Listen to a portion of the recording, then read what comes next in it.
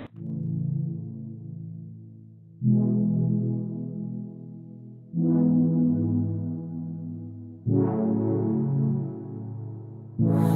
got trapped in your eyes the moment you looked at me from across the room. Ahoj, dneska je to po dlouhý době, zase make-up video. Na tohleto líčení s paletkou od Too Faced Sweet Peach. Doufám, že se vám tohleto video bude líbit a určitě budu moc ráda, když mi dáte like, odběr a ještě mě budete sledovat na Instagramu. Tak si video užijte a ahoj. Takže první, co použiju, je báze pod make-up a já teda používám bázi od Rimmel.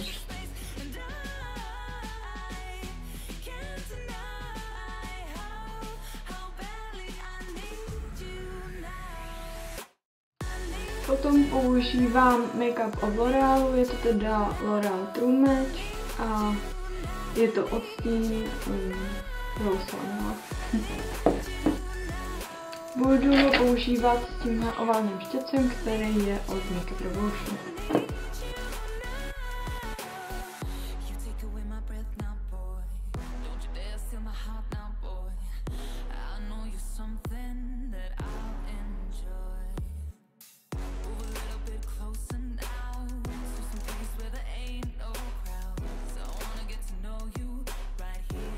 Na kruhy pod očima od NYXu tenhle korektor, je to Full Coverage Concealer v odstínu 01 Porcelain.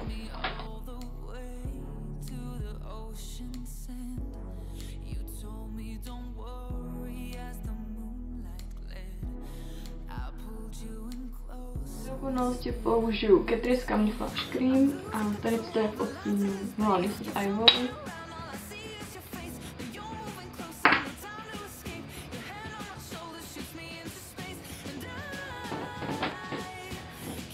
Myslím, že teď jsem udělala hrozně moc, tak jsem to docela nešťastná.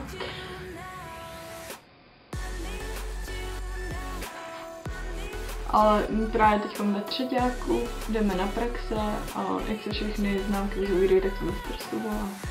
Dělají jsem koudem kníky. Já teda začnu paletkou od BH Cosmetics a to bílým pudrovým stínem. Podívejte se na tu paletku, jak je úplně obrovská.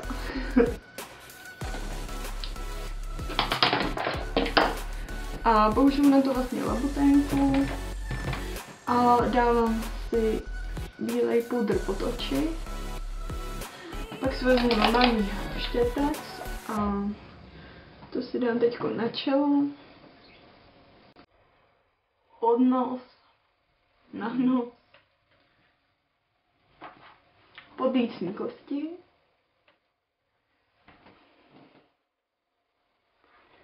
a na bradu. Teď použiju paletku od NYXu a použiju odstín Toffee.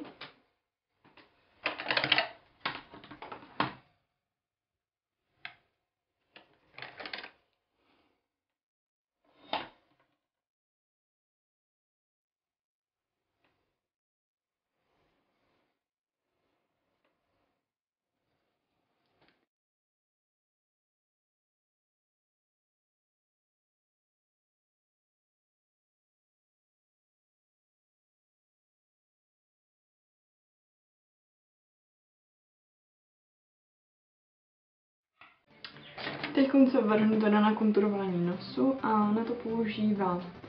Šel jsem tenhle jeden z oválných štětců od Makeup Revolution.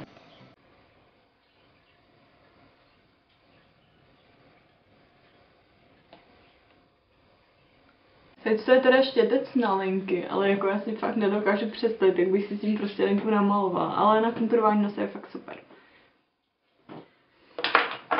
A teď ještě z paletky od NYXu využiju rozjasňovač.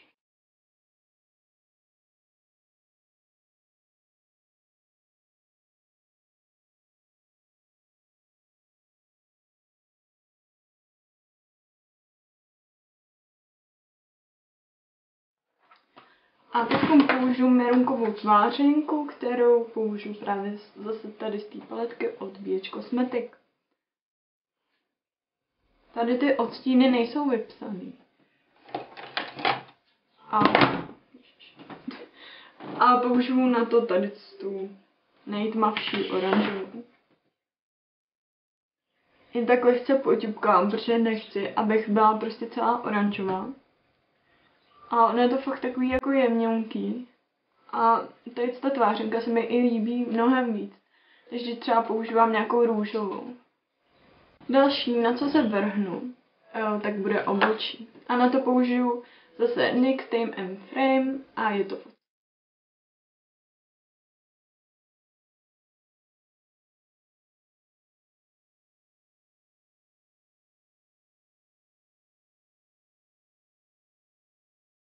tak vidíte, obočí už mám hotový.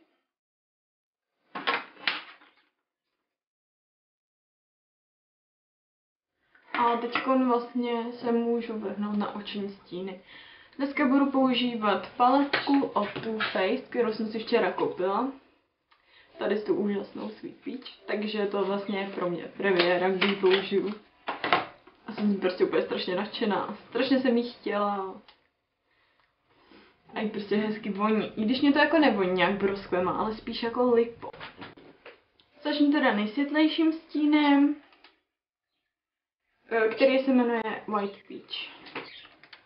Vezmu si teda štěteček a začnu nejdřív ho dám trochu pod obočí, abych si ho orámovala. Pak na víčko. Jsem fakt nadšená prostě z toho, jak ta paletka voní. Do záhybu si dám třeba odstín Pure. Ty stíny se fakt jako krásně rozblendějí. A vůbec ani neopadávají.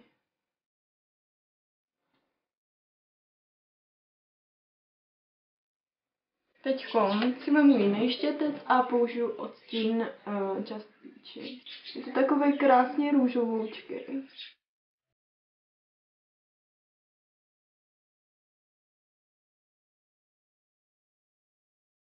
Teď mi došlo, že já jsem si prostě zapomněla dát bázi pod oční stíny.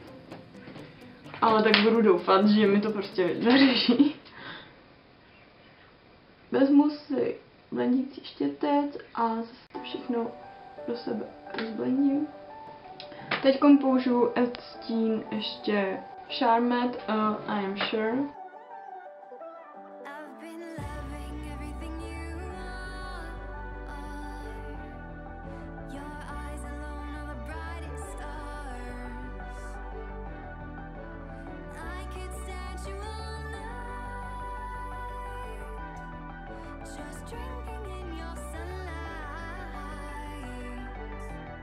Moc omlouvám, mně vůbec nedošlo, že natáčím moc dlouho a tak se mi kamera vypla a jinak jsem pak vlastně rozblandila stín, ještě ten hnědý, dala jsem ho i na dolní linku o 8/4 a ještě jsem potom použila do středu víčka odstín Nektar. Tady jsem. Já jsem si teď v týdnu koupila linky ze Sephory dvoje, fialový a myslela jsem si, že jsou černý. Ale nakonec ty druhý jsou právě šedý. Takže to skoro není pigmentovaný. Jak vidíte, tak to není skoro ani vůbec vidět. Ale každopádně fakt jako tady s těma linkama se hrozně dobře pracuje. Ještě jednou obtáhnu, aby byly trochu výraznější.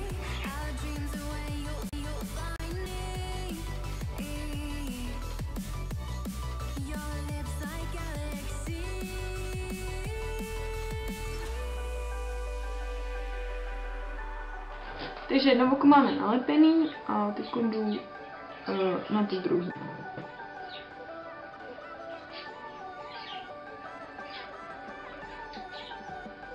Takže řasy už jsou nalepený a teď prostě si dám mertinku. Asi dneska použiju konturku od NYXu. Jinak tady to je odstín 840. 3. A teď použiju tu klinku.